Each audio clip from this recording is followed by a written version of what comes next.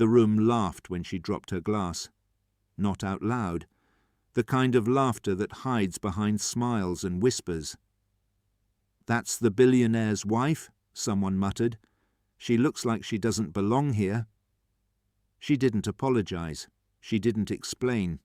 She just smiled, because in a few minutes every single person in that ballroom would stop laughing and wish they had never underestimated her. If you've ever been underestimated, overlooked, or judged before you ever opened your mouth, stay with this story. And if stories like this matter to you, take a second to subscribe, like, or comment where you're watching from. Because what happens next changes everything. The Grand Aurelia Ball was not a place where accidents were forgiven. Every movement in the room was rehearsed long before it happened, every laugh calibrated, every smile sharpened to signal power. The chandeliers overhead didn't just illuminate the marble floors, they reflected status, lineage, and money that had lived in families for generations. This was where influence gathered once a year to remind itself that it ruled. And standing at the center of it all was Richard Hale, billionaire, philanthropist, media darling. The kind of man whose name didn't need an introduction because the room had already memorized it. When Richard entered, conversations naturally bent toward him, orbiting his presence the way smaller planets surrender to gravity. But that night, something was different. He wasn't alone. At his side stood a woman most of them had never seen before, and those who had only knew her through headlines that didn't bother to learn her story. Her name was Eliza Hale now, though only a few months earlier she had been Eliza Moore, a woman who worked quietly in a neighborhood bookstore where the shelves were older than the customers, and the bell above the door rang more often than the cash register. She wore a simple black dress, tailored but unremarkable by the room's standards. No diamonds traced her collarbone. No designer insignia announced her arrival.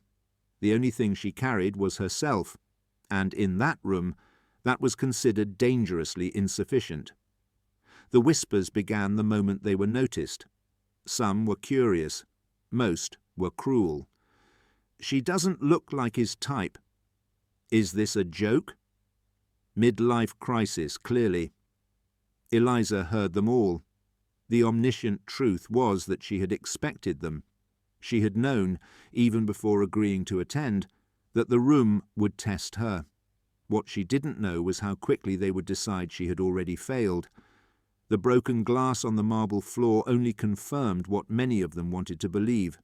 An excuse, proof, a reason to dismiss her entirely. But Eliza didn't bend down to pick it up. She didn't rush to explain herself or shrink beneath their stares. She simply looked up, met Richard's eyes for half a second, and smiled. Not because she was unbothered. Her heart was beating fast enough to feel in her throat. But because she understood something the room didn't. This night was not about survival. It was about timing. Richard knew it too. He had watched the way people looked at her from the moment they arrived, the way smiles tightened and questions sharpened. He had built his empire learning how to read rooms exactly like this one, and what he saw unsettled him. Not because he doubted Eliza, but because he doubted everyone else. They had no idea who they were standing next to. 3 months earlier, the world had reacted the same way. When Richard Hale announced his marriage, the news cycle spun itself into disbelief. Analysts speculated. Socialites scoffed. Business magazines ran thinly veiled insults disguised as curiosity. Who was she? Where had she come from? What did she bring to the table? The answers disappointed them. No famous family. No elite university. No carefully curated online presence. Just a woman who sold books and went home at night to read them. They called it a scandal not because it was wrong, but because it was unfamiliar. And unfamiliar things, in Richard's world, were treated as threats. What none of them reported was how they met. It wasn't at a gala or a boardroom or some luxury retreat in Europe. It was on a rainy afternoon in Brooklyn, inside a bookstore that smelled faintly of dust and old paper. Richard had walked in looking for a rare edition he'd been hunting for years, and Eliza had corrected his pronunciation when he asked for it. Not rudely, not smugly, simply accurately. She'd retrieved the book, then casually switched languages when he responded in French, her accent clean but not showy. When he tested her again, this time in Italian, she answered without missing a beat. Not perfectly, but confidently, comfortably, like someone who used language as a tool rather than a performance. That moment stayed with him longer than any negotiation ever had. Now, standing in the Grand Aurelia ballroom, Eliza felt the weight of that same curiosity pressing against her again. Only this time, it came wrapped in judgment.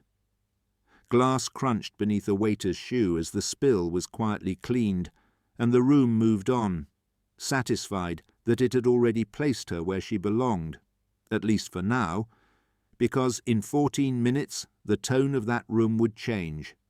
In 14 minutes the laughter would disappear. And in 14 minutes every person who dismissed her would realize the same uncomfortable truth.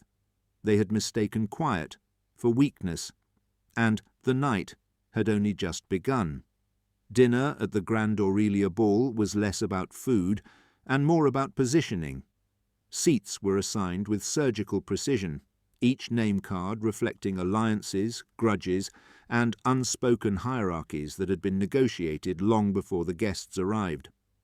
Eliza found herself seated exactly where she was expected to be, beside Richard, in full view of everyone who wanted to study her, like an anomaly. Across from them sat a cluster of old guard influence, men whose wealth had been inherited and multiplied, women whose elegance had been perfected over decades of practice.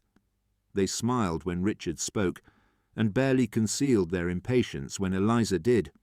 To them she was an accessory, an odd detail that would eventually correct itself. The questions began politely enough. "So, Eliza," said a woman in emerald silk, her voice smooth and carefully light, "what do you do?" "I work at a bookstore," Eliza answered. The pause that followed was almost imperceptible, but it carried weight. Forks hovered. A few eyes flicked upward, then away.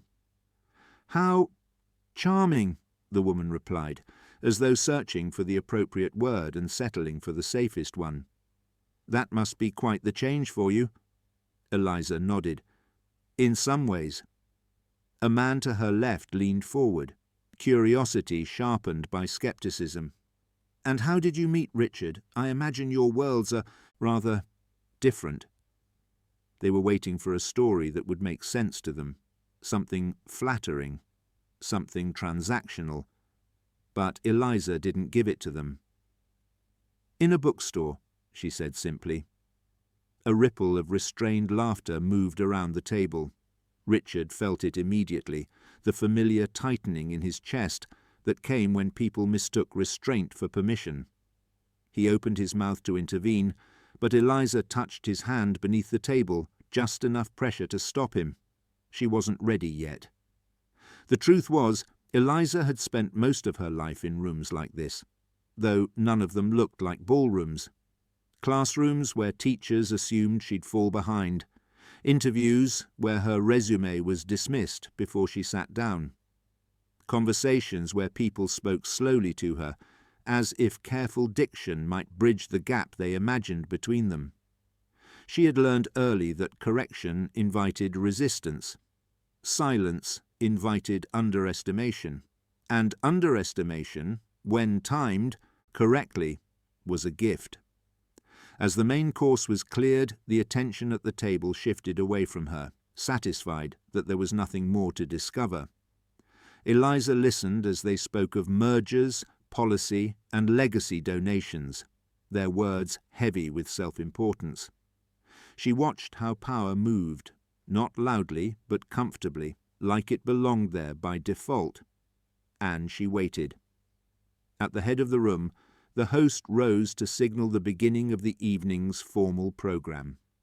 Conversations softened, chairs turned, and the low hum of anticipation filled the space. This was the moment the room had been built for. Richard stood first. He spoke with the ease of someone who had done this 1,000 times, thanking donors, outlining the foundation's goals, reminding everyone why their presence mattered. His voice carried confidence, but those who knew him well could hear something else beneath it: restraint, measured and intentional. Then he said her name. My wife, Eliza, has helped design the Foundation's newest literacy initiative. The applause that followed was polite, hesitant, more reflex than enthusiasm. Eliza could feel the shift immediately, the way curiosity crept back in, edged with doubt. Richard turned toward her. Would you like to say a few words? For a fraction of a second, the room held its breath. This was not the moment they expected. Eliza stood. She felt the weight of every gaze as she made her way toward the podium, the polished floor reflecting the chandeliers above like a mirror she couldn't avoid. Somewhere behind her, a whisper slipped free. This should be interesting. She reached the microphone and rested her hands lightly on the edge of the stand. The room waited for her to falter, to confirm what they already believed. Instead, she smiled. Thank you, she said, her voice steady, unhurried. I won't take much of your time. A few people relaxed at that. Short speeches were safe speeches. I grew up surrounded by books, she continued, not because my family had money, but because libraries were free. They were the only places where no one asked what you owned before letting you in. The room quieted, not silent yet, but attentive. I learned early that language is a bridge. It lets you step into worlds you weren't invited to. It lets you listen before you're heard. She paused, letting the words settle. This program isn't about charity. It's about access, about giving children the tools to speak for themselves long before anyone decides who they are. There was a shift now, subtle but undeniable. People leaned in. A few exchanged glances. Eliza thanked the donors, thanked the staff, and stepped back from the microphone. The applause this time was warmer, less cautious. Still, it wasn't the moment the room would remember. That came later. As the formalities ended and the ballroom loosened into conversation again, something unexpected happened. A man approached Eliza, near the edge of the room, his posture formal, his accent unmistakable. He spoke to her quietly, in French, apologizing for interrupting and asking a question about the program's international reach. Eliza answered him without hesitation, not fluently enough to perform, not awkwardly enough to impress, just naturally. The man's expression changed. He smiled, genuinely this time, and nodded with appreciation before excusing himself. A few nearby guests noticed. They watched as another conversation followed, then another, each one slightly different, each one drawing a little more attention.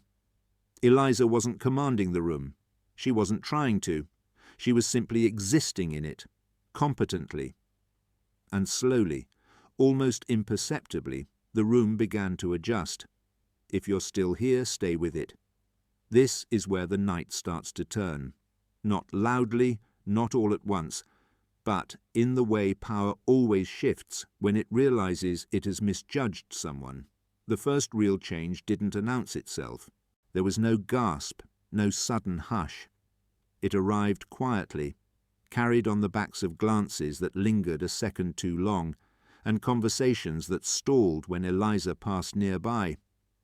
People who had dismissed her hours earlier now watched her the way they watched currency fluctuations or political shifts, with cautious interest. Power, after all, always pays attention to patterns. Near the far end of the ballroom, a small knot of guests had formed around a man with silver hair and an unmistakably diplomatic bearing.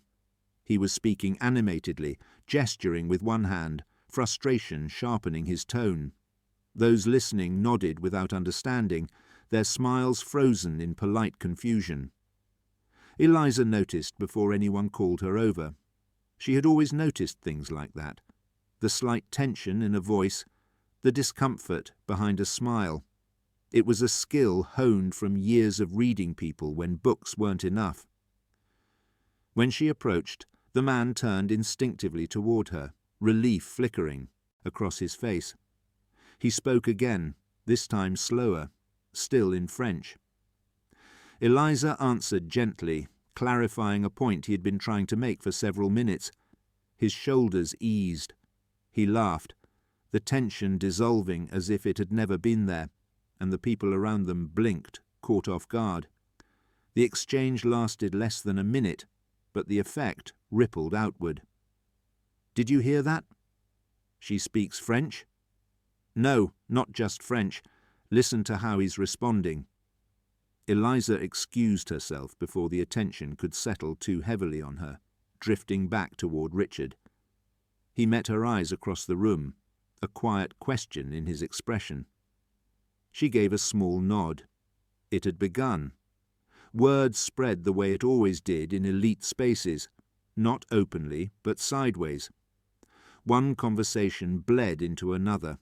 Names were mentioned, assumptions were revised. By the time Eliza found herself near the bar, she was no longer alone. A woman introduced herself, then quickly added that she had spent time in Milan and missed speaking Italian.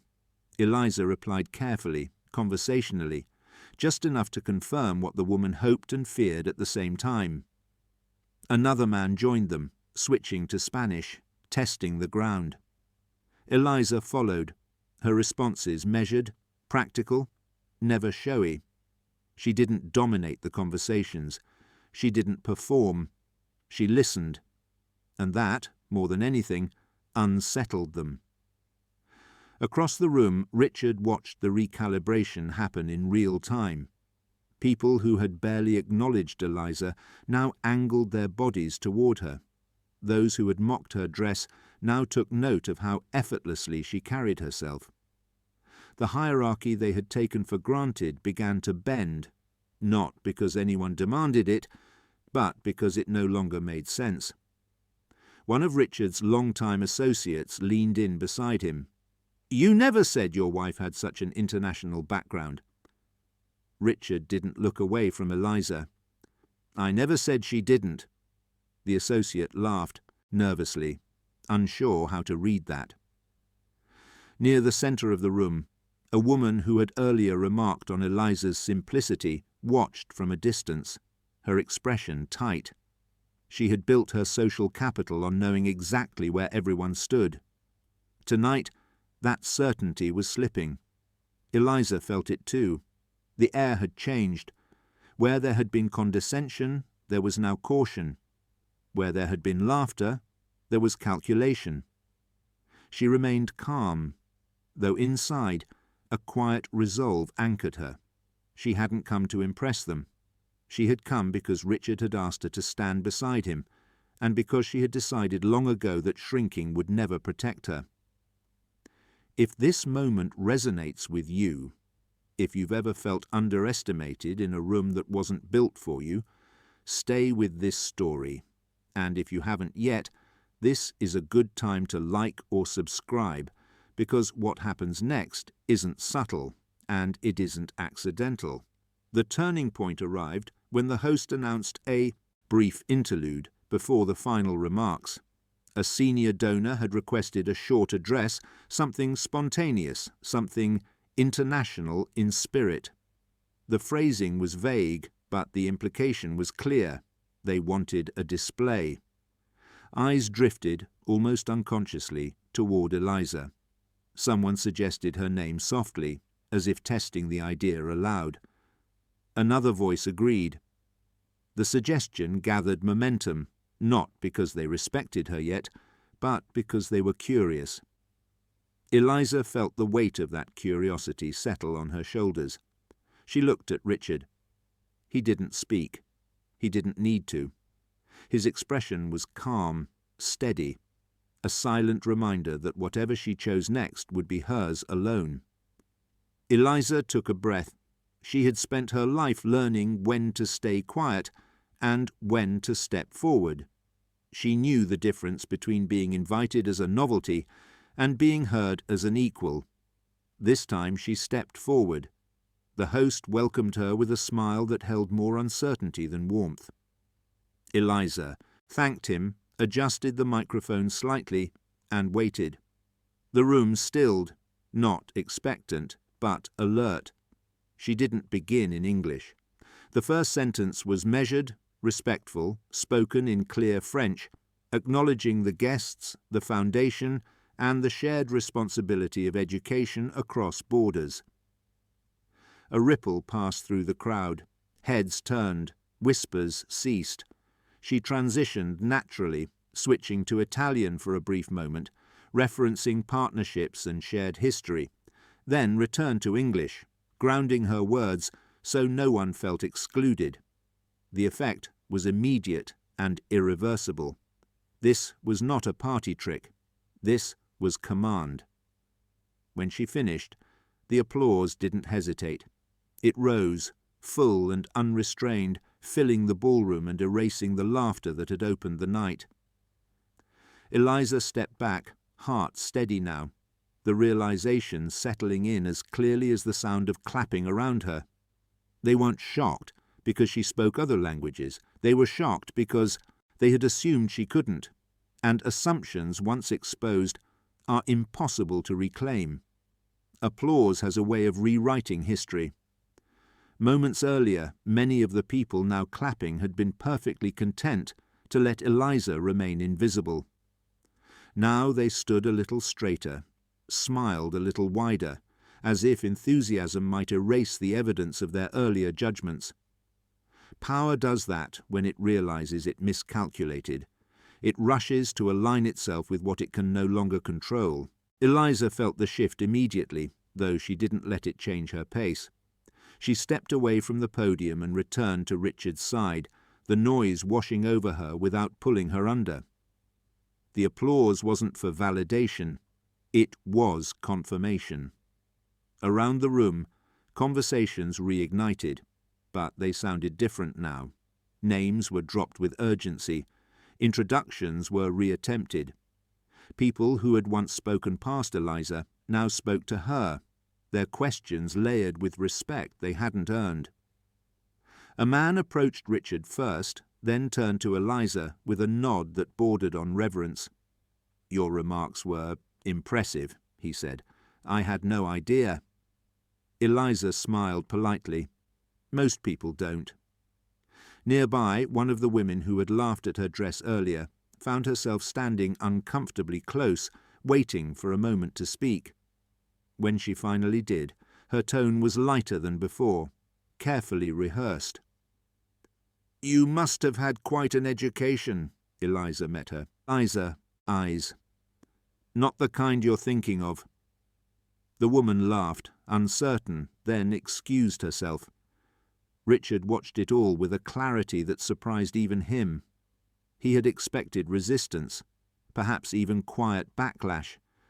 What he hadn't expected was how quickly admiration replaced contempt once competence became undeniable. The line between the two, he realized, was thinner than anyone wanted to admit. One of his board members leaned in close. "You could have told us," he said quietly. "Saved her the discomfort." Richard shook his head. "No," he replied. "I needed to see who you were when you thought she was nothing." The board member didn't respond. Across the room, the woman in emerald silk, the first to ask Eliza what she did, stood near the bar, her posture rigid. She had built her identity on always being the most composed person in any room. Tonight, that certainty had cracked. She approached Eliza slowly, as if bracing for impact. "I owe you an apology," she said, her voice low. "I was dismissive earlier." Eliza studied her for a moment. There was no satisfaction in her expression, no desire to press the advantage, only clarity. "I understand," she said. "It's easy to assume things when you've never had to question them." The woman nodded, lips pressed together, then walked away. What struck Eliza most wasn't the apologies or the attention. It was how quiet the room had become in moments where she spoke. Not the tense silence of judgment, but the focused kind, the kind reserved for people whose words mattered. She had entered the night prepared to endure. She hadn't expected to redefine herself in their eyes without ever raising her voice. As the evening wound down, guests began to leave in clusters, still talking, still recalibrating. The story of the night had already formed, though it would be told differently depending on who was speaking. Some would say they had known all along. Others would frame it as a pleasant surprise. A few would say nothing at all, nursing the discomfort of being wrong. Eliza and Richard stepped out onto the terrace overlooking the city, the noise of the ballroom fading behind them. The skyline stretched before them, lights blinking steadily, indifferent to status or reputation. "You were extraordinary," Richard said quietly. Eliza exhaled, the tension finally loosening its grip. "I was myself." That's what frightened them. She smiled at that, leaning against the railing. Below them, the city moved on, unaware of the small but significant shift that had taken place above it. For years, Eliza had been told, directly and indirectly, that she didn't belong in rooms like this. Tonight hadn't changed who she was. It had changed the room. Inside, someone laughed again, but this time it wasn't at her expense, and though the night was nearly over, its consequences were just beginning. The morning after the ball, the city woke up to a different version of the night than the one Eliza had lived. Headlines softened the truth the way headlines always did. They called it unexpected, surprising, refreshing. They framed her as a revelation rather than a reminder. Photos circulated of her at the podium, mid-sentence, composed and unassuming, while captions struggled to explain why the image felt unsettling to so many people. What no article could capture was the discomfort. In boardrooms and breakfast meetings, conversations stalled as names from the previous night resurfaced. People who prided themselves on intuition quietly questioned it. Others rewrote their own memories, insisting they had sensed Eliza's depth all along. Reputation, Eliza would later realize, was often less about who you were and more about who others needed you to be for their own peace of mind. Richard noticed the shift immediately. Calls that once came with demands now arrived with careful phrasing. Invitations followed, framed as opportunities rather than obligations. Several long-standing partners asked casually whether Eliza would be involved in future initiatives. "She always has been," Richard replied. At the bookstore, the bell above the door rang as it always had. The shelves hadn't changed. The dust still settled in the corners by late afternoon. Eliza stood behind the counter, scanning returns, when a customer hesitated near the entrance, phone half raised. "Sorry," the woman said. "Are you—" Eliza smiled. "Yes." The woman flushed, apologized for staring, and left with a book she didn't need. Moments like that accumulated quickly. Recognition followed her into spaces where anonymity had once been her shield. It was strange, disorienting, and at times exhausting, but it was also clarifying. Eliza had never wanted visibility for its own sake. What she wanted, what she had always wanted, was access. Access to resources, access to rooms where decisions were made, access to the ability to change things that had once felt immovable. And now that access was being offered. She didn't rush to accept it. Over the following weeks, she sat in meetings where people listened more than they spoke. She watched how quickly enthusiasm could turn performative, how easily admiration could become expectation. She chose her words carefully, not out of fear, but out of precision.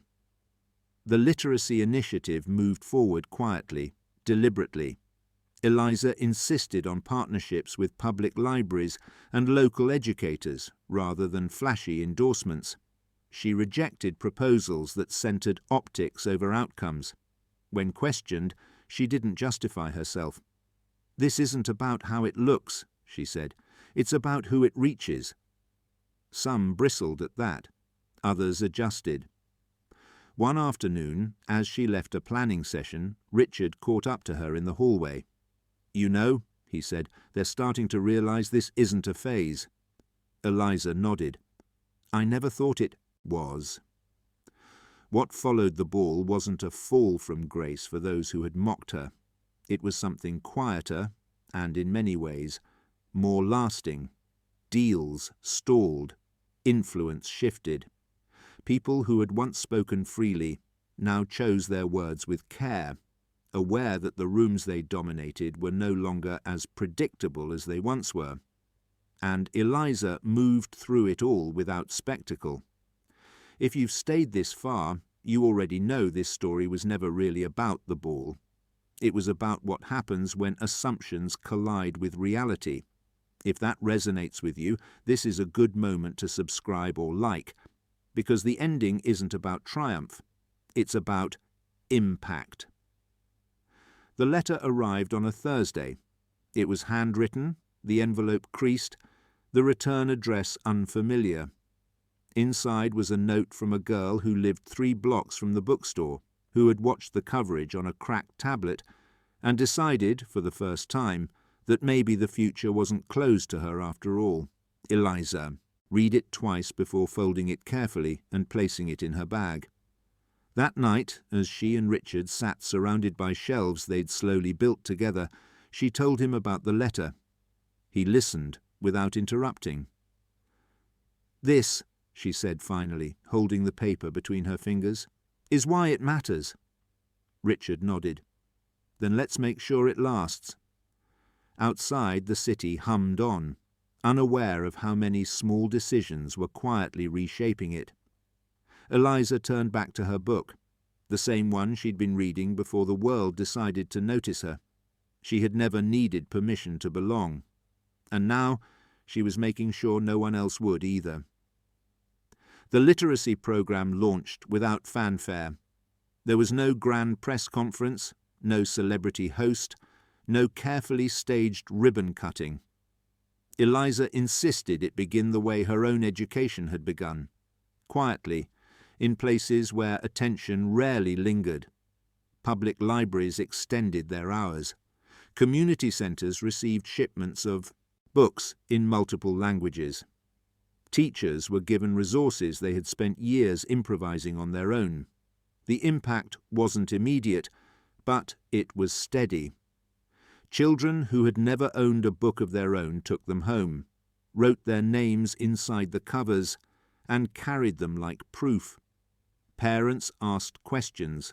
Volunteers stayed late. The program spread, not because it was promoted aggressively, but because it worked. Occasionally, Eliza was invited to speak about it. She declined more often than she accepted. When she did speak, she talked less about herself and more about access, about curiosity, about the quiet confidence that grows when someone realizes the world is larger than the limits placed on them. Recognition followed anyway. Awards arrived in the mail, most of them unopened. Invitations stacked up, some accepted, most not. Eliza learned quickly that attention, like wealth, could be both useful and corrosive, depending on how it was handled. She chose restraint. One evening, months after the ball, she returned to the bookstore after closing. The lights were low, the city outside subdued. She moved through the aisles slowly, running her fingers along familiar spines, grounding herself in the place that had shaped her long before anyone else cared to know her name. The bell rang. A young girl stepped inside, hesitant, clutching a folded piece of paper. She looked around as if unsure she was allowed to be there. "I read your letter," Eliza said gently, recognizing her immediately. The girl's eyes widened. "You did?" Eliza nodded. "And I wrote back." She handed her a book, not new, but carefully chosen. The girl took it with both hands, as if it might disappear. "Thank you," she whispered. Eliza watched her leave, the bell chiming softly behind her, and felt the quiet certainty settle in. This small, unremarkable moment was the real measure of everything that had followed the ball. Not the applause, not the shock, not the reassessment of powerful people who would move on to their next assumptions soon enough, but the widening of a single horizon. Later that night, Richard joined her in the library at home, the room lit by a single lamp. They read in comfortable silence, the kind built over time, where words weren't required to feel understood. "Do you ever think about that night?" he asked eventually. Eliza considered the question. "Only as a reminder," she said.